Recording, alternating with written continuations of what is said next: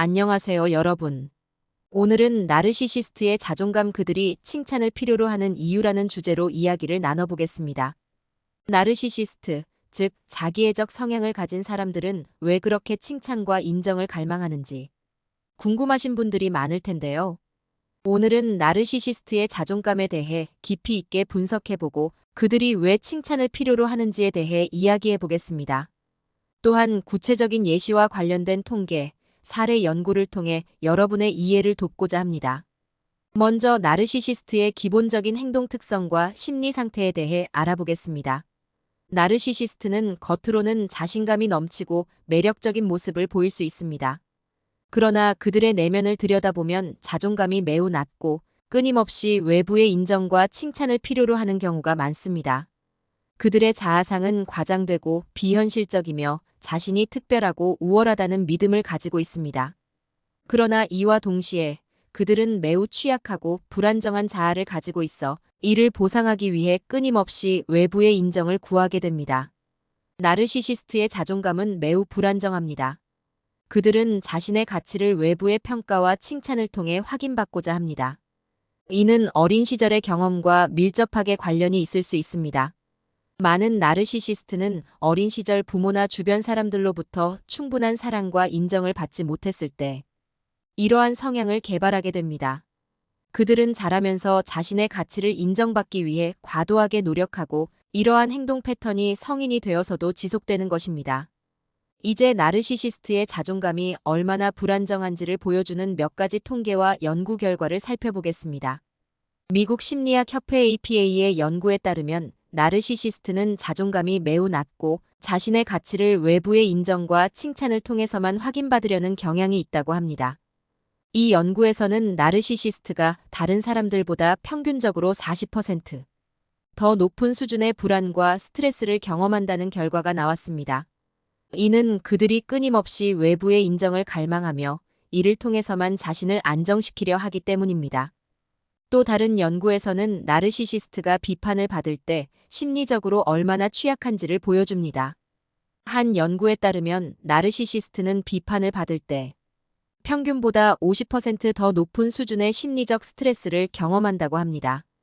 이는 그들이 겉으로는 강하고 자신감 있어 보이지만 실제로는 매우 취약한 자존감을 가지고 있음을 나타냅니다.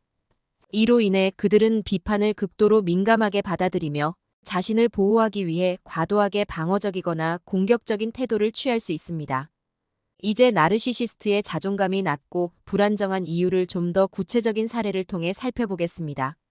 첫 번째 사례는 직장에서의 나르시시스트입니다. 한 대기업에서 일하는 김 씨는 자신의 상사인 박 씨 때문에 큰 스트레스를 받고 있습니다. 박 씨는 항상 자신이 최고라고 생각하며 직원들의 의견을 무시하고 자신의 결정만을 강요합니다. 그는 직원들이 자신을 존경하고 칭찬해 주기를 바라며 작은 성과에도 과도하게 자랑합니다. 그러나 반대로 비판을 받으면 극도로 화를 내거나 자신을 비난하는 사람을 무시하거나 공격합니다. 박 씨의 이러한 행동은 그의 낮은 자존감과 인정 욕구에서 비롯된 것입니다. 그는 자신의 가치를 외부의 칭찬을 통해서만 확인받으려 하며 이를 위해 끊임없이 자신을 과시하고 타인을 깎아내립니다. 그러나 이러한 행동은 오히려 직원들과의 관계를 악화시키고 그의 자존감을 더욱 불안정하게 만듭니다. 두 번째 사례는 개인적인 관계에서의 나르시시스트입니다. 이 씨는 오랜 친구인 정 씨와의 관계에서 어려움을 겪고 있습니다. 정 씨는 항상 자신에 대해 이야기하고 이 씨의 문제나 감정에는 전혀 관심을 보이지 않습니다. 이 씨가 어려움을 털어놓으면 정 씨는 대화를 돌려 자신의 성취를 자랑하거나 이 씨의 문제를 사소하게 여깁니다. 이러한 행동 때문에 이 씨는 정 씨와의 관계에서 소외감을 느끼고 점점 더 거리감을 두게 되었습니다. 정 씨의 행동은 그의 낮은 자존감과 인정 욕구에서 비롯된 것입니다. 그는 자신의 가치를 외부의 칭찬을 통해서만 확인받으려 하며 타인의 감정이나 필요에는 관심을 기울이지 않습니다. 이는 그가 자신의 불안정한 자아를 숨기기 위해 과도하게 자신을 과시하고 타인의 문제를 무시하는 것입니다. 이제 나르시시스트의 자존감을 강화하기 위해 우리가 할 수 있는 몇 가지 방법에 대해 이야기해 보겠습니다. 먼저 나르시시스트와의 관계에서 자신의 경계를 명확히 설정하는 것이 중요합니다. 그들이 우리의 감정을 무시하거나 비난할 때 우리는 단호하게 자신의 의견을 표현하고 이러한 행동을 용납하지 않겠다는 의지를 보여주어야 합니다. 또한 나르시시스트와의 관계에서 긍정적인 피드백을 제공하는 것도 도움이 될 수 있습니다. 그러나 이때 중요한 것은 그들의 행동을 무조건 칭찬하는 것이 아니라 구체적이고 실질적인 성과에 대해 칭찬하는 것입니다. 이렇게 하면 나르시시스트는 자신의 가치를 외부의 칭찬을 통해서만 확인받으려는 경향을 줄이고 자신의 성취를 객관적으로 평가할 수 있게 됩니다. 또한 나르시시스트와의 관계에서 우리가 자신을 보호하기 위해 전문가의 도움을 받는 것도 좋은 방법입니다. 심리 상담이나 치료를 통해 나르시시스트와의 관계에서 겪는 스트레스를 관리하고 건강한 대처 방법을 배울 수 있습니다. 전문가의 도움을 받는 것은 우리의 정신 건강을 지키는 데 큰 도움이 될 수 있습니다. 마지막으로 나르시시스트와의 관계를 정리할 때는 점진적으로 단절하는 것이 효과적일 수 있습니다. 갑작스럽게 관계를 완전히 끊는 것은 어렵고 그들이 강하게 반발할 가능성이 큽니다. 대신 서서히 연락을 줄이고 만남을 피하는 등 점진적으로 관계를 단절해 나가는 것이 좋습니다. 이렇게 하면 나르시시스트가 우리에게 가하는 스트레스와 압박을 줄일 수 있습니다. 지금까지 나르시시스트의 자존감과 그들이 칭찬을 필요로 하는 이유에 대해 살펴보았습니다. 나르시시스트는 겉으로는 자신감이 넘치고 매력적인 모습을 보일 수 있지만 그들의 내면은 매우 불안정하고 취약한 자존감을 가지고 있습니다.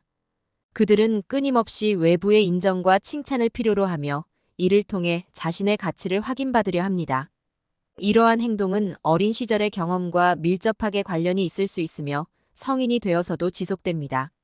나르시시스트와의 관계에서 어려움을 겪고 있다면 그들의 행동 이면에 숨겨진 심리를 이해하고 적절히 대처하는 것이 중요합니다. 그들의 행동이 나 자신에게 미치는 영향을 최소화하고 건강한 관계를 유지하기 위해 노력해야 합니다. 예를 들어 나르시시스트와의 관계에서 자신의 감정을 솔직하게 표현하고 그들이 나의 의견이나 감정을 무시하지 않도록 명확하게 경계를 설정하는 것이 도움이 될 수 있습니다. 또한 나르시시스트와의 관계에서 자기 보호를 위해 전문가의 도움을 받는 것도 좋은 방법입니다. 심리 상담이나 치료를 통해 나르시시스트와의 관계에서 겪는 스트레스를 관리하고 건강한 대처 방법을 배울 수 있습니다. 오늘의 이야기가 나르시시스트를 이해하는 데 도움이 되었기를 바랍니다. 감사합니다.